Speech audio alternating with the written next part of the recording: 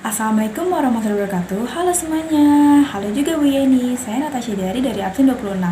Saya di sini ingin menceritakan ulang tentang hikayat cabai rawit. Pada zaman dahulu, hiduplah sepasang suami istri di sebuah kampung yang jauh dari kota. Keadaan suami istri ini sangatlah miskin sehingga mereka tinggal di rumah sederhana yang beratap anyaman dari daun rumbia.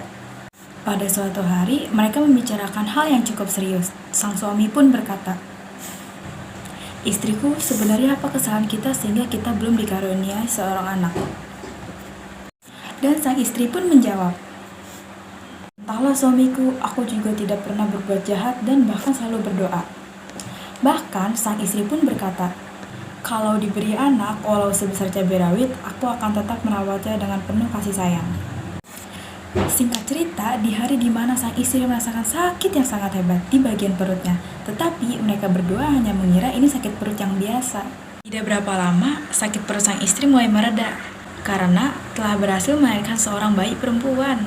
Tapi sang anak hanya seperti cabai rawit. Alhasil sang istri menjadi sedih, mendapatkan bayi yang ukurannya sangat mungil. Tanpa berkata sepatah kata pun, sang istri pun tetap bahagia karena telah dipercayai oleh Tuhan untuk dikaruniai seorang anak. Ketika sang ayah meninggal karena terlalu lelah bekerja, dan sang anak pun berinisiatif untuk membantu ibunya berdagang. Tapi sang ibu melarangnya dan berkata, "Jangan nak, nanti kalau kau terpijak orang bagaimana?" Dan sang anak pun menjawab, "Mudah-mudahan tidak terjadi apa-apa ya Bu." Tetapi sang ibu masih tetap saja khawatir, karena cabai rawit adalah anak semata wayangnya. Sang anak tetap berusaha untuk meyakinkan sang ibu, dan sang ibu pun akhirnya mengizinkannya. Dan cabai rawit langsung bergegas ke pasar. Sampai di sebuah perempatan jalan, ia berpas-pasan dengan seorang pedagang pisang. Karena cabai rawit sangat mungil, si pedagang pisang tidak lihatnya dan hampir mengenai cabai rawit, dan cabai rawit pun berteriak, "Awas Pak, raga pisangmu hampir mengenai diriku."